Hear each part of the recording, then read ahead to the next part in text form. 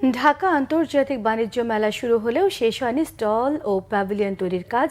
অন্যদিকে গত কয়েকদিনের শৈত্যপ্রবাহের ফলে শুক্রবার ছুটির দিনে মেলায় দর্শনার্থী ক্রেতার ভিড় তুলনামূলকভাবে ছিল কম, ফলে জমে ওঠেনি মেলা। তবে ব্যবসায়ীরা আশাবাদী এবার মেলা জমবে পুরোদমে। রিপোর্ট করছেন গালমান শফি।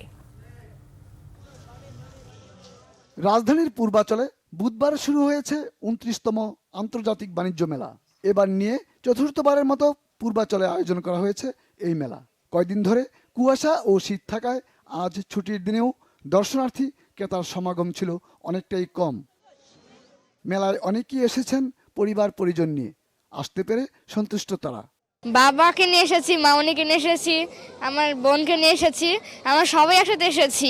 অন্যান্যবারের তুলনায় নতুনত্ব এবার আরো কি কি দেখতে পাই, আমরা কি সুযোগ সুবিধা পাচ্ছি সবকিছু মিলে ঘুরে দেখি। তবে মেলাটা সেভাবে এখনো জমে নাই, হয়তো সময় লাগবে। অনেক কিছুই পেলাম না, তারপরে নিয়েছি। ক্রেতাদের দৃষ্টি কাড়তে অনেক স্টলেই রয়েছে ভারী অফার।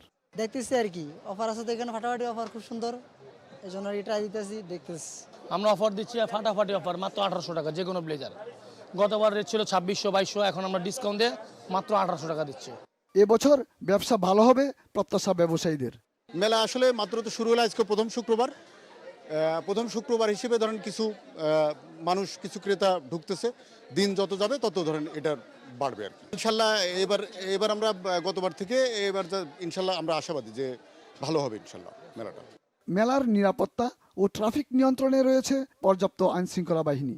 মেলা শুরুর দিকে এবং এ পর্যন্ত কোনো দুর্ঘটনা বা বিশৃঙ্খলা আমাদের কানে আসেনি এবং আমরা সর্বত্র সতর্ক আছি। এবং আপনি জানেন যে যারা মেলায় প্রবেশ করছে তাদেরকে সুন্দরভাবে চেক ব্যাকের মাধ্যমে মেলায় ঢোকানো হচ্ছে। কোনো দর্শনার্থী যারা ঢাকা থেকে বা বিভিন্ন জায়গা থেকে আসবে তাদের গাড়ির পার্কিং ব্যবস্থাপনা অত্যন্ত চমৎকারভাবে চারপাশে নেওয়া আছে।